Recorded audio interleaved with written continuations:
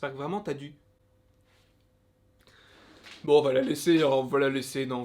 Je voulais faire une intro bizarre, mais bon, j'ai bugué, du coup, bah non, on va la laisser. J'espère que tu vas bien. Aujourd'hui, dans cette vidéo, nous allons parler du multivers. Ça va être une très grosse vidéo, alors peut-être pas en termes de temps, mais en termes d'information, parce que là, je vois plein de gens parler du multivers et tout, parler d'une trilogie et tout. J'étais l'un des premiers à l'avoir dit, mon gars. On avait fait des théories sur le sujet, j'avais dit, il y aura ça, en live. On l'avait dit ou on l'avait pas dit, avant que tout le monde en parle, là? On est des précurseurs, nous, hein. C'est pourquoi je te fais une vidéo explicative de tout ce que je pense qui va arriver dans la trilogie du multivers. Donc arme-toi de popcorn, des jambons, si tu préfères des jambons au popcorn, ce qui est possible, hein. Moi j'aime pas les popcorn, donc je prendrais des jambons, mais prends ce que t'as sous la main, grignote, parce que tu vas en avoir pour ton argent, bonhomme. Tu dépenses pas d'argent en me regardant, même si bon, YouTube c'est via internet, tu dépenses un petit peu d'argent dans ton forfait internet, donc... En soi, tu payes YouTube qui me rémunère quelquefois, de temps en temps, oui, on peut le dire. On va faire le récapitulatif du multivers, ce que je pense pour le multivers. Donc n'allez pas dire, ouais, mais attends, mais du coup, il reprend ce qui a été dit à gauche à droite. Regarde le live qu'on a fait avec Mathéo et Mikey sur Spider-Man. J'en ai parlé à ce moment-là et regarde toutes les vidéos qu'il y avait avant. J'en avais déjà parlé avant, hein. Ok? Donc commence pas à me chercher des noises, parce que sinon on va pas être potes. Je suis pas très fort en répartie, ni même en improduction. Oh là là, j'ai mélangé improvisation et introduction. Voilà, bah tu vois la preuve. Donc, le multivers en 3 actes. Je vais t'expliquer ce que j'en pense.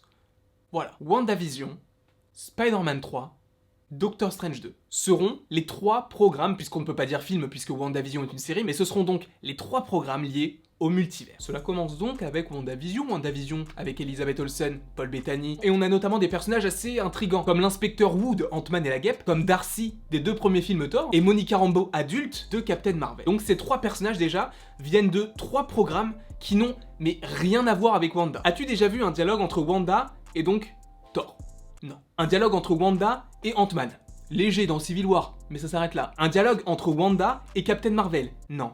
Donc, c'est vrai que c'est un petit peu intriguant d'avoir intégré ces personnages très secondaires dans les films dans lesquels ils sont, Captain Marvel, Thor 1 et 2 et Ant-Man et la Guêpe, pour Monica Rambeau, Darcy et l'inspecteur Wu. Donc 3 personnages qui sont liés à 3 films qui n'ont rien à voir avec Wanda, mais qui sont dans WandaVision. Donc déjà on peut se poser la question, pourquoi eux? Bon, ça ce n'est pas forcément lié au multivers, mais c'est vrai qu'on peut se demander pourquoi ces personnes-là. Après, c'est vrai que pour Darcy, c'est un petit peu plus logique, entre guillemets. Elle semble quand même étudier les phénomènes que crée Wanda, sachant qu'elle était déjà scientifique dans Thor 1 et Thor 2, en travaillant avec Jane Foster et Eric Selvig. Pour Monica Rambeau, elle semble travailler au SWORD, qui aura quand même une importance capitale, en tout cas qui semble avoir une importance capitale. On verra ça de toute façon dans la série. Et l'inspecteur Wu, mais alors là, on aurait pu prendre n'importe quel autre inspecteur en soi. Enfin, oui, c'est un acteur qui est assez drôle et tout, mais est-ce que ça va pas dénaturer avec l'étrangeté de la série WandaVision? Puisque oui, WandaVision, ça va être assez humoristique. On l'a vu avec la bande-annonce notamment. C'est très léger, il y a beaucoup d'humour. C'est quand même assez intriguant dans le sens où c'est oppressant. Donc à mon avis, la série va se partager en plusieurs actes, mais ça on y reviendra juste après. Et donc Darcy, Monica Rambeau et l'inspecteur Wu, aucun sens. Après, on verra, il y en aura beaucoup plus quand on regardera la série, mais c'est vrai que Monica Rambeau et Darcy, c'est un petit peu plus logique par rapport à l'inspecteur Wu. Donc on a déjà ces 3 personnages-là, plus Wanda et Vision. Mais alors, le multivers. Est-ce que Wanda est conscient de ce qu'elle fait? Oui ou non?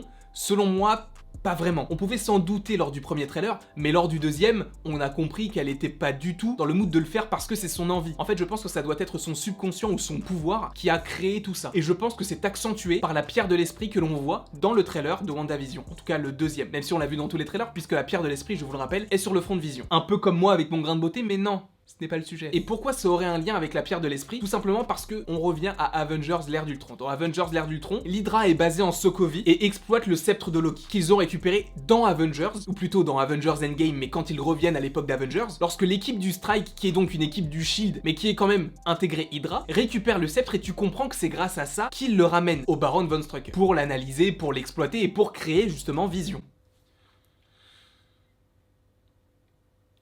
Mais pourquoi je vous raconte tout ça, moi? Ah oui, et du coup, ils veulent créer Ultron grâce à la pierre de l'esprit. Sauf qu'en plus, en exploitant la pierre de l'esprit, ils vont donner des pouvoirs à des volontaires. Et les seuls volontaires qui sont restés en vie, ce sont les jumeaux Maximoff, donc Wanda et Pietro. Et même si Pietro Quick maintenant, puisqu'il a sauvé Hawkeye des tirs de l'avion d'Ultron, aujourd'hui il ne reste plus que Wanda. Sauf que la pierre de l'esprit se trouve aujourd'hui sur le front de Vision, où se trouvait puisque Vision a perdu la vie dans Avengers Infinity War. Mais donc la pierre de l'esprit se trouvait sur le front de Vision, et d'où la connexion déjà entre les 2 personnages, parce qu'on peut se dire pourquoi Wanda est-ce qu'elle est attirée par Vision? Mais en fait, c'est parce que c'est le pouvoir de la pierre, puisque Wanda tire ses pouvoirs de la pierre de l'esprit qui est présente sur le front de Vision, donc il y a vraiment cette force attractive. Et je pense que cette force attractive sera d'autant plus présente dans WandaVision, puisque oui, il n'y a plus de pierre de l'infini dans la réalité dans laquelle on est, puisque je vous le rappelle, les pierres que l'on a utilisées pour claquer des doigts, ou plutôt que Tony Stark a utilisées pour claquer des doigts, ont été ramenées dans les dimensions respectives auxquelles elles appartenaient. Donc si on a Vision et la pierre de l'esprit, ça veut dire que c'est bien Wanda qui crée tout ça. Sauf que par rapport à ce que l'on voit dans le trailer, on comprend que ce n'est pas du tout sa volonté. Même elle ne comprend pas. Dans le premier grand trailer que l'on est, elle-même prend conscience que tout ça n'est qu'une illusion, ou plutôt qu'elle crée quelque chose qu'elle n'arrive pas du tout à contrôler. Si bien que Vision, en tout cas on le voit d'autant plus dans le premier trailer, c'est qu'il va prendre conscience qu'il est mort, et il se demande pourquoi est-ce qu'il est là. Et dans le deuxième trailer, on voit en fait l'affrontement entre sûrement les agents du SWORD, mais également avec sûrement la population que va créer Wanda, et notamment Vision. Donc Wanda et Vision vont faire équipe face au SWORD, sachant que Vision a été créée par Wanda, et que Wanda, elle, n'a pas conscience de tout ce qu'elle a créé. Donc le pouvoir qu'elle a en elle est beaucoup plus fort, et beaucoup plus fort que sa propre personne. Mais justement, en fait, je pense que les différents trailers que l'on a eu sont un petit peu mensongers, ou nous en laissent que très peu sur l'intrigue, dans le sens où je pense qu'il y a un réel antagoniste. L'antagoniste ne peut pas être Wanda. Oui, c'est elle qui le crée, mais elle ne semble pas le créer d'elle-même en fait. C'est potentiellement son pouvoir qui a pris le dessus, ou peut-être une force au-dessus d'elle qui lui fait faire un petit peu n'importe quoi. Donc en plus de ça, on va traverser différentes époques, les années 60, 70, 80, 90 et 2000 aussi je crois. Quoi qu'il en soit, dans cette série, elle va avoir des enfants. Et il me semble que son ventre est un petit peu rond quand elle est dans les années 70. Sauf qu'elle est enceinte de jumeaux. Et ça on le voit avec les différents berceaux. Des jumeaux qui ont des pouvoirs, Wiccan et Speed. Et là, ça peut être très intéressant puisque je vous le rappelle, et ça va être très cool, c'est que Wanda, elle a un frère jumeau. On est d'accord. Son frère jumeau Pietro, joué par Aaron Taylor Johnson. Vous le savez, il a perdu la vie lors d'Avengers, l'ère d'Ultron. Et vous le savez ou peut-être pas, mais il y a aussi un autre Quicksilver qui existait dans un autre studio qui est donc le studio de la Fox, dans lequel il était joué par Evan Peters. Donc il y avait deux Quicksilver quasiment en même temps. Et pour plus de précision, pourquoi est-ce que Quicksilver est mort très tôt dans le Marvel Cinematic Universe et pourquoi est-ce qu'il est resté dans la Fox? Tout simplement parce que on ne peut pas avoir deux personnages comme ça qui se font concurrence, dans le sens où c'est le même personnage. C'est pour ça que chez Marvel Studios, il y avait Wanda et Pietro, mais Pietro qui est mort assez rapidement pour laisser la place à Wanda, et de l'autre côté on avait que Pietro, où Wanda n'était même pas évoquée. C'est pourquoi chez la Fox on avait que Pietro, et dans le MCU on avait que Wanda, sauf que vous le savez, Disney a racheté la Fox. Ce qui fait que tous les X-Men, tous les personnages qui étaient liés à la Fox, les X-Men, les 4 Fantastiques, etc., aujourd'hui ils sont la propriété de Marvel Studios. Donc cela veut dire que Marvel Studios, entre guillemets, peut réutiliser Quicksilver, même si en soi il pouvait entre guillemets déjà le faire, mais c'est vrai que par un souci de concurrence, ils l'ont tué. Seulement, il y a deux choses qui sont très intéressantes, c'est que Evan Peters est dans la série WandaVision, ou plutôt il aurait été casté, ce n'est que du conditionnel, il aurait été casté pour jouer dans la série. Il ne jouerait pas forcément Quicksilver, puisque ça serait vraiment assez étrange, même si avec le multivers, on est à l'abri de rien, notamment dans Spider-Man 3, mais on va y venir juste après. Oui, la vidéo va être très longue. Donc Evan Peters serait dans la série WandaVision. Sauf que, ce qui est intéressant aussi, c'est que il y a des enfants qui ont passé des castings pour jouer donc les enfants de Wanda et de Vision, et justement, évidemment, ce n'est qu'une rumeur, il y aurait eu une scène où il devait jouer à côté d'un oncle qui dort sur le canapé. On en a déjà fait une vidéo, je vous le répète une nouvelle fois, ça ne peut être que Quicksilver, puisque Wanda n'a qu'un frère. Et en plus de ça, Vision, mais il a pas de frère. Alors peut-être que Wanda a créé sans le vouloir aussi une famille à Vision, donc c'est possiblement un des frères de Vision, même si bon, il en a pas vraiment. Mais donc la seule option qui nous reste, c'est que c'est Quicksilver. C'est la seule option viable. Puisque si on a un oncle qui dort sur le canapé et que ce sont les enfants qui jouent cette scène-là, ça veut dire que c'est l'oncle des enfants, logiquement. Et l'oncle des enfants, ça veut dire que c'est soit le frère du père, soit le frère de la mère. Et le frère de la mère, c'est Quicksilver. Il est mort, tu vas me dire. Mais Vision aussi, il est mort. Et pourtant, il est dans la série. Aujourd'hui, il n'y a plus de problème de droit avec la Fox par rapport au fait d'utiliser Quicksilver. Donc en soi, ils peuvent le faire revenir. Si Wanda a réussi à faire venir Vision, elle va totalement pouvoir refaire venir Quicksilver, sachant que, oui, elle est liée à Vision, mais Quicksilver c'est son frère jumeau. Je pense qu'Aaron Taylor Johnson va revenir dans la série pour limite même 1 ou 2 épisodes, même pas.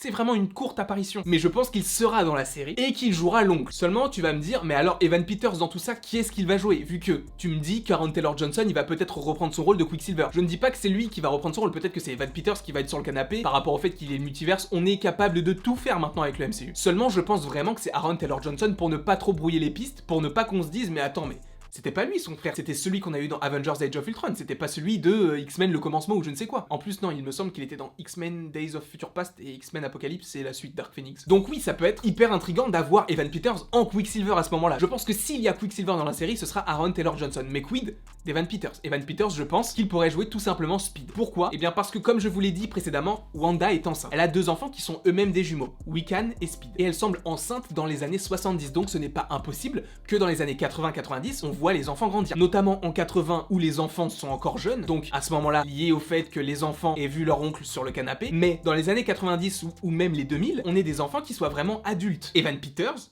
pourrait jouer ces enfants-là. Il pourrait donc jouer les deux. Et le petit clin d'œil par rapport au personnage de Quicksilver, je le trouve super cool, c'est que le Quicksilver qui était chez la Fox pourra jouer l'enfant de Wanda qui lui-même a les mêmes pouvoirs que Quicksilver, c'est-à-dire courir très vite. Je pense que ça peut être hyper stylé d'avoir tout ça. Donc là, tu dois te dire, déjà, la vidéo est très longue, mais elle va être encore beaucoup plus longue que ça, mon gars. Là, je vais vraiment te donner du pur, je vais tout te donner. Donc là, on a parlé des Quicksilver, mais on revient à la question de base, qui a créé le multiverse? Est-ce que c'est Wanda qui l'a créé d'elle-même, ou est-ce que c'est son pouvoir qui a pris le dessus, ou est-ce que c'est quelqu'un au-dessus qui la contrôle? Je pense que son pouvoir a pris le dessus, mais que quelqu'un possiblement aussi la contrôle, parce que j'ai encore oublié son nom, mais le personnage là, qui est là tout le temps, Darkness, enfin elle s'appelle quelque chose Darkness, son nom de famille c'est Darkness. Ce personnage là, il est hyper chelou. Elle semble comprendre tout ce qui se passe, mais apparemment dans les comics, c'est un mentor pour Wanda. Je pense qu'ils peuvent changer l'histoire, dans le MCU en tout cas. Regardez juste les Skrulls, même si c'est vrai qu'il n'y a pas qu'une seule sorte de Skrull, mais les Skrulls que l'on a dans Captain Marvel, et même dans le MCU en général, ils sont gentils, alors que dans les comics, ils sont plutôt dépeints comme des méchants par rapport au Kree. Alors que dans Captain Marvel, c'est montré comme étant l'inverse. Et ils ont justement joué sur ce twist. Après, le personnage de Darkness, je vais l'appeler comme ça, hein, elle, c'est un personnage beaucoup plus minime par rapport aux Skrulls. Donc c'est possible qu'il n'ait pas changé le camp du personnage. Même si pour les Skrulls, c'était une sorte de twist pour mieux surprendre les spectateurs. Mais pour Darkness, bah oui, d'accord, c'est un mentor dans les comics, mais elle peut quand même être méchante en soi. Et c'est vrai qu'elle est pas forcément très rassurante, hein. Après, c'est vrai que on peut se dire que c'est aussi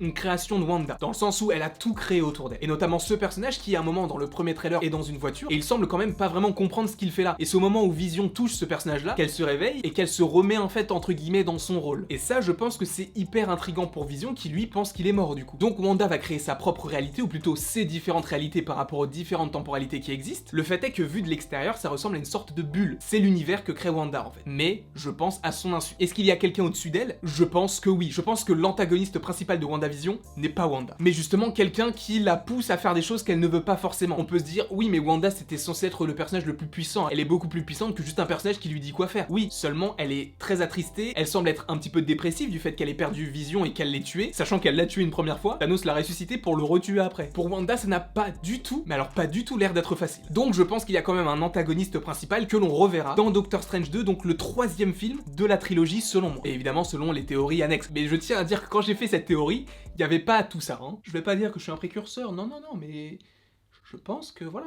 Quand je dis des trucs qui sont vrais, on peut aussi dire que j'ai dit des trucs qui sont vrais, on peut le dire, ou si vous pouvez le dire, faites-moi plaisir les gars, non? Donc cette série WandaVision est très intrigante de par le fait qu'on ne sait pas vraiment qui est le méchant, mais je pense que le méchant sera donc dans Doctor Strange 2. Doctor Strange, que l'on verrait dans la série. C'est du conditionnel, je pense qu'on le verra. C'est pour moi, ça semble évident, c'est celui qui fera le lien entre les trois films, puisque je vous le rappelle, Doctor Strange est au casting de Doctor Strange 2, mais également de Spider-Man 3. Et je pense qu'il est au casting de WandaVision, mais en secret, et qu'il arrivera genre dans les 2 derniers épisodes, et encore, peut-être même dans le dernier, pour essayer de comprendre ce que fait Wanda. Donc par rapport à WandaVision, elle va créer le multivers autour d'elle, mais sans vraiment savoir ce qu'elle fait. D'où le fait qu'à la fin de la série, je pense que ça va ouvrir une brèche incroyable à plein d'univers différents, où elle va pas réussir à se contrôler du tout, un petit peu comme je le dis souvent, je fais la comparaison avec le Phoenix d'X-Men l'affrontement final. Mais justement, c'est à la fin de WandaVision, selon moi, qu'elle va ouvrir toutes les portes, plutôt plein de portes du multivers. Sans le vouloir évidemment, puisque je pense qu'elle sera manipulée par quelqu'un ou alors son pouvoir va la dépasser. Et ça nous amène directement à Spider-Man 3. Vous allez voir en fait, Spider-Man 3 et WandaVision sont vraiment intimement liés, puisque je pense qu'une partie de la série WandaVision se passe en même temps qu'une partie du film Spider-Man 3, vous allez voir. Spider-Man 3, déjà...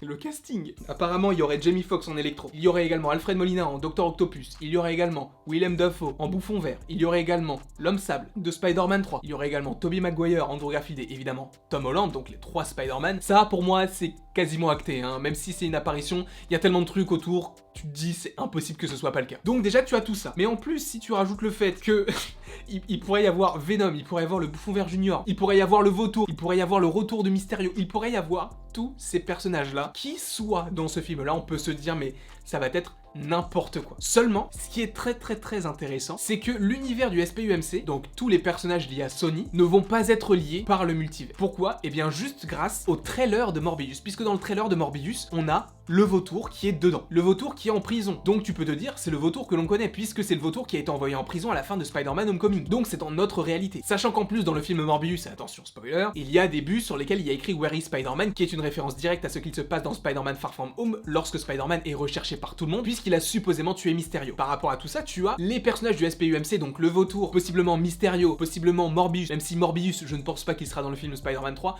et Venom, donc joué par Tom Hardy, et qui lui, je pense, pourra, tu sais, lâcher un petit croc dans le film. Et j'ai déjà dit pourquoi, c'est un journaliste reporter, donc sachant que Spider-Man est recherché par tout le monde, il a évidemment fait un article dessus, je pense. Donc dans Spider-Man 3, Spider-Man est recherché, sauf que dans le film Morbius qui sort en mars 2021 et qui se passe vraisemblablement entre Spider-Man Far From Home et Spider-Man 3, puisqu'il y a les bus où il y a marqué Where is Spider-Man, qui est donc la conséquence de la scène post-générique de Spider-Man Far From Home. Désolé, je parle vite. Et donc vu que tu as tout ça, Morbius semble se passer entre les deux films. Et donc s'il y a une affiche où il y a écrit Where is Spider-Man, cela veut dire que Morbius se passe plusieurs semaines, voire plusieurs mois après Far From Home. Ce qui veut dire que ça fait plusieurs semaines et donc plusieurs mois que Spider-Man est recherché. Et donc plusieurs semaines et plusieurs mois que Spider-Man est caché quelque part. Et où est-ce qu'il pourrait se cacher? N'oublions pas que Spider-Man habite à New York. Qui est-ce qu'il connaît qui habite à New York? Doctor Strange. Et Doctor Strange est dans le film joué par Benedict Cumberbatch. Doctor Strange donc est dans le film Spider-Man 3 et je pense qu'il va être non pas le mentor comme on l'a dit plusieurs fois, mais juste celui qui va l'aider à se cacher. Puisque ne l'oublions pas, le film Spider-Man 3 est un film sur Spider-Man. Donc si t'as beaucoup trop de Doctor Strange,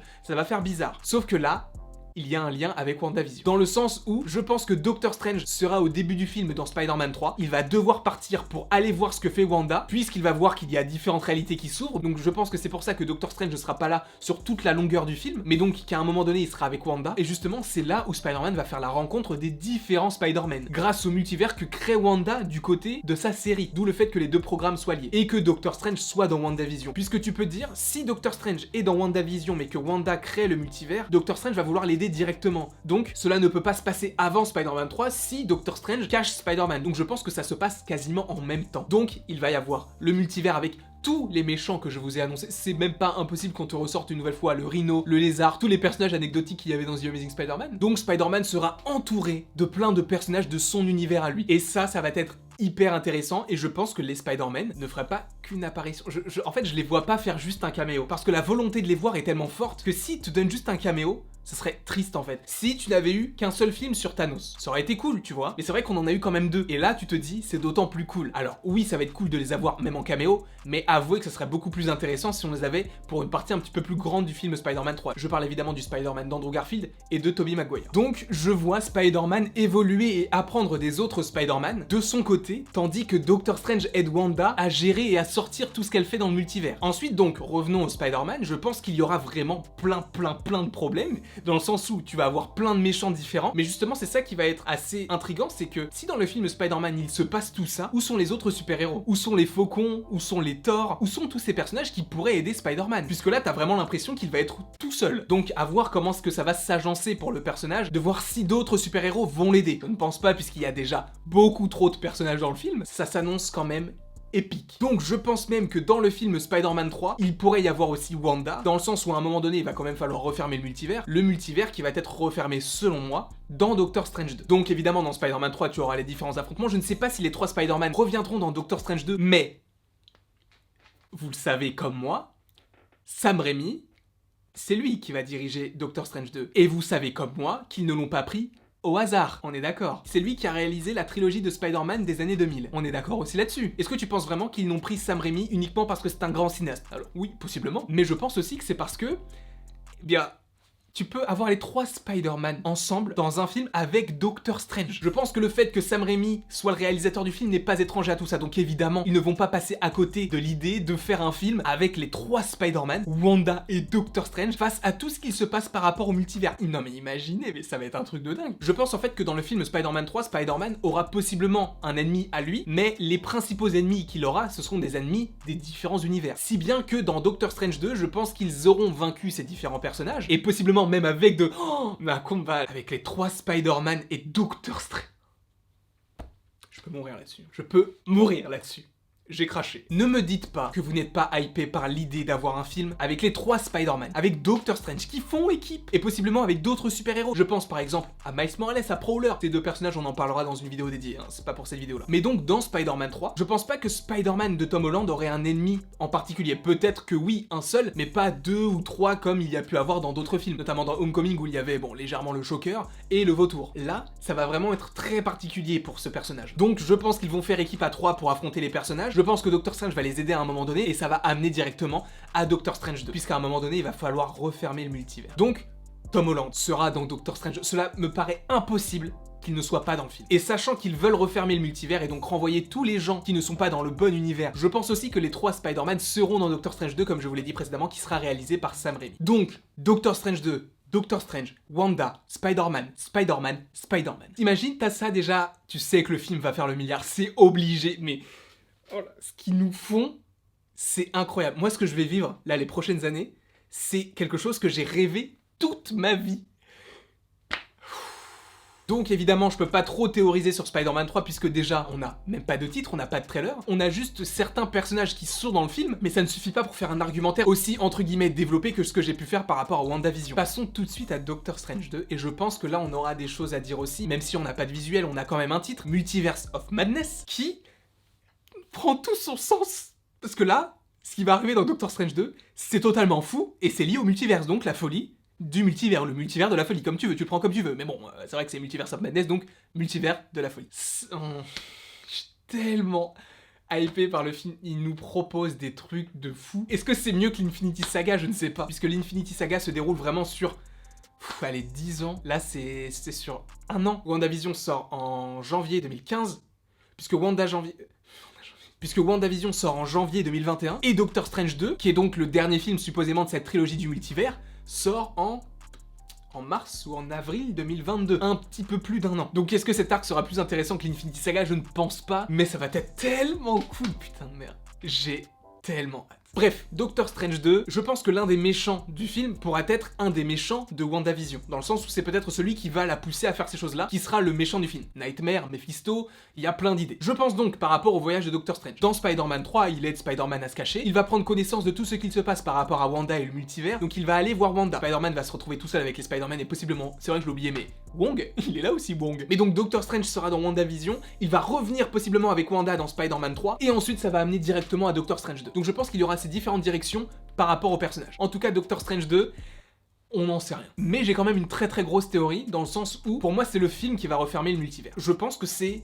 vraiment le dernier film où on verra Tobey Maguire et Andrew Garfield. Sauf si Sony décide de faire un autre truc et de reprendre les Spider-Man qu'ils ont déjà fait, j'en doute. Si Doctor Strange referme le multivers, ça veut dire que les Spider-Man sont encore une fois dans notre univers. Donc le multivers serait refermé dans Doctor Strange 2, et les différents Spider-Man seront là. Puisque vu que le multivers n'a toujours pas été refermé dans Doctor Strange 2, eh bien, ils n'ont pas pu rentrer chez eux. Seulement, on va pas encore avoir énormément de choses à dire par rapport à Doctor Strange 2, hormis le fait que ça sera le film de la fin du multivers, mais pas vraiment. Dans le sens où, oui, ils vont refermer le multivers dans Doctor Strange 2. Je pense que c'est possible, mais à prendre avec des pincettes, que le personnage de Wanda meurt à ce moment-là, puisque, nouvelle fois, on revient à WandaVision, House of M, Maison du Mépris. Je ne sais pas si on appelle ça une marque de vin, mais c'est ce qui a marqué sur la bouteille de vin, Maison du Mépris. Tu prends Maison du M, House of M. Et dans le comics House of M, c'est un petit peu funeste pour Wanda. Hein. Mais donc, est-ce que ce ne serait pas possible que le personnage de Wanda meure à la fin de Doctor Strange 2? Puisque elle aura eu son deuil de Vision, on aura vu toute sa puissance par rapport au multivers, qu'est-ce qu'elle a encore à nous offrir? Alors oui, ils vont encore nous trouver d'autres choses, parce que moi-même je pensais que Loki n'en reviendrait jamais,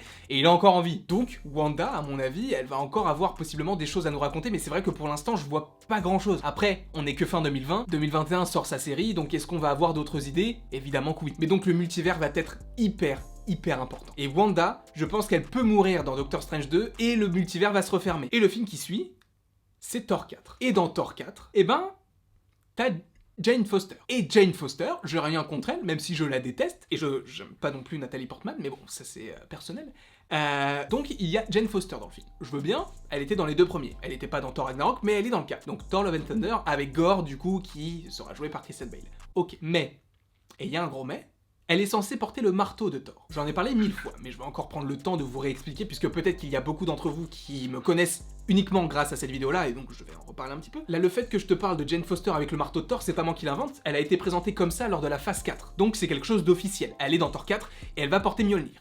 Sauf que, et il y a un gros sauf que, Mjolnir, il n'existe plus. Je le répète encore une fois. Et là, dans Thor Ragnarok a détruit Mjolnir. Tu vas me dire, dans Endgame, ils ont quand même Mjolnir. Ils ont Mjolnir, d'accord, mais ils le récupèrent d'une autre réalité. La réalité de 2013. 2013 ou 2014, je ne sais plus. Une réalité où ils sont revenus sur Asgard, et c'est au moment où en fait se passe Thor, le monde des ténèbres. Donc où il y a l'éther en Jane Foster. Donc c'est à ce moment-là que Thor récupère le marteau qui ne lui appartient pas. Donc tu peux te dire, il a le marteau dans notre réalité. Bah oui, il l'a récupéré. Sauf qu'à la fin du film, quand Captain America va ramener les pierres, il a le marteau de Thor. Tu peux te dire, bah peut-être que c'est pour affronter des ennemis, mais quel ennemi est-ce qu'il va affronter? Il va juste rendre le marteau. Donc, il n'y a plus de marteau dans notre réalité, puisqu'il a été rendu par Captain à la réalité à laquelle il appartenait. C'est quelque chose qui a été expliqué dans Endgame via l'ancien à Hulk, où toutes les choses qui ont été récupérées dans les différentes réalités doivent être remises en place au moment où elles ont été données. Et c'est notamment ce qu'il va faire avec les pierres de l'infini, mais c'est aussi ce qu'il va faire avec le marteau de Thor, donc Mjolnir. Ce qui veut donc dire que le marteau qui a été détruit dans Thor Ragnarok par Hela est bien le marteau que l'on a dans notre réalité. Ce qui signifie que Mjolnir n'existe plus dans notre réalité. Après, tu vas me dire, oui, mais ils peuvent en créer un autre parce qu'ils en ont déjà créé d'autres. Pas de souci. Mais tu as Jane Foster qui peut le porter. Donc déjà, le fait que le marteau n'existe plus, c'est un problème. Mais le fait que Jane Foster, elle, puisse le porter, non, ça vous pose pas de problème à vous. Jane Foster, dans notre réalité, en quoi est-ce qu'elle est digne de porter le marteau? Même Captain America, il a pas réussi. Elle est pas digne de le porter. Qu'est-ce qu'elle a fait pour être digne? Mais si Nathalie Portman peut le porter, bah tout le monde peut le porter. Moi, je peux dire, ah bah... Putain, je suis digne. Non mais tu vois ce que je veux dire, tout le monde est capable de porter le marteau à ce moment-là. Si Nathalie Portman, en tant que Jane Foster, peut le porter, tu vas me dire, bah en soi, tout le monde peut le porter. Seulement...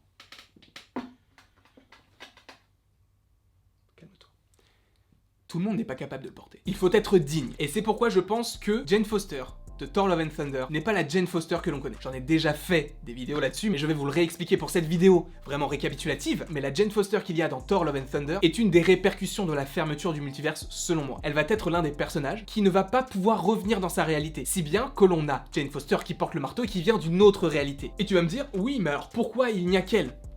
J'ai jamais dit qu'il n'y aurait qu'elle. Je pense que le multivers et le fait que des personnages puissent popper comme ça d'un coup, ça peut... Je dis bien attention, c'est conditionnel, mais ça peut ramener les X-Men par exemple. J'allais dire les 4 Fantastiques, mais c'est vrai que les 4 Fantastiques, je pense un petit peu plus au monde quantique, mais ça peut ramener la dimension des vampires, Blade, tout ça, bah oui, on en a déjà parlé, mais tu vois ce que je veux dire maintenant. Donc en fait, les conséquences de la fermeture du multivers, je pense que ça va donner plein de choses que l'on n'aurait pas eu normalement, notamment Jane Foster avec le marteau de Thor, ou des vampires avec Blade. Tous ces éléments-là qui vont se répercuter dans le Marvel Cinematic Universe. Alors, est-ce que ce sera conséquent? Est-ce que ça perdurera? Je ne sais pas, mais en tout cas, pour l'instant, ça a l'air de se diriger là-dessus. Est-ce que l'on verra Jane Foster avec le marteau dans un seul film? Je ne sais pas non plus. Mais en tout cas, je pense que s'il y a Jane Foster avec le marteau dans Thor 4, c'est grâce au multivers, et grâce à des personnages qui sont sortis de leur univers sans le vouloir, et qui sont restés dans le nôtre. Si bien que je pense que les Spider-Man, eux, vont rentrer dans leur réalité, et Spider-Man, donc, a eu quand même son arc où il affrontait les différents ennemis, qu'il avait déjà eu via Andrew Garfield et Tobey Maguire, mais je pense qu'après, ça va vraiment se diriger vers le SPUMC, avec Morbius, avec Venom, avec Carnage, avec le Vautour, avec Mysterio, avec tous ces personnages-là. Donc l'avenir de Spider-Man, vraiment, il s'écrit, mais enfin, tu sais qu'il va avoir un avenir, c'est obligé. Que ce soit avec le SPUMC, avec Venom et tout, ou que ce soit avec le MCU, avec les Young Avengers, par exemple. Il y a beaucoup de choses qui vont arriver ces prochaines années, donc soyez au rendez-vous. Ça se passera sur cette chaîne, toutes les théories les plus invraisemblables, même les théories où tu te dis mais c'est n'importe quoi, elles seront sur la chaîne, et justement c'est ça qui est cool, c'est que du coup, tu peux imaginer n'importe quoi, tout peut se passer avec le multivers, tout est possible. En tout cas, dans cette vidéo, qui a été possiblement assez longue, je ne sais pas depuis combien de temps je tourne, je crois que je tourne depuis... Oui, c'est ça, ça fait 1 heure que je tourne, donc oui, je débite. Voilà. Mais donc, j'espère en tout cas que vous avez apprécié la vidéo, n'hésitez surtout pas à me mettre en commentaire ce que vous en pensez, est-ce que vous pensez que ça sera en trilogie, donc WandaVision, Spider-Man 3 et Doctor Strange 2, et que ça va se répercuter après dans les différents univers. Je pense même que Deadpool pourrait arriver comme ça, même si c'est vrai que Deadpool, lui, il peut arriver, genre... bah salut, il peut arriver dans n'importe quel programme à n'importe quel moment. C'est un dieu. Bref, en tout cas, j'espère que vous avez apprécié cette grosse vidéo. N'hésitez pas à l'aimer, à la partager. Partagez-la, parce qu'il y a peut-être aussi d'autres personnes qui ne connaissent pas forcément la chaîne ou commencent à s'intéresser au Marvel et ne comprennent pas forcément tout le multivers, donc j'essaye vraiment d'expliquer ça de la façon la plus simple entre guillemets, donc j'espère que ça vous plaît. Et donc si ça vous plaît, n'hésitez surtout pas à partager tout autour de vous et à vous abonner si vous ne l'êtes pas, ça me ferait extrêmement plaisir, sachant qu'il va y avoir encore plein d'autres vidéos sur tout ce qui va se passer par rapport à Marvel, WandaVision, Falcon and the Winter Soldier, Loki, Shang-Chi, les Éternels, tout ça, et c'est vrai que Shang-Chi et les Éternels, on en a très peu parlé, mais ça va bientôt arriver, sachant que les Éternels, ça sort dans moins d'1 an, et Shang-Chi, ça sort dans genre 6 mois, donc t'inquiète pas, on va en parler. Je sais pas pourquoi j'ai fait ça, c'est ringard, mais bon, t'as compris l'idée. J'espère que tu as apprécié cette vidéo, et il ne me reste plus qu'à te dire à la prochaine, pour la prochaine.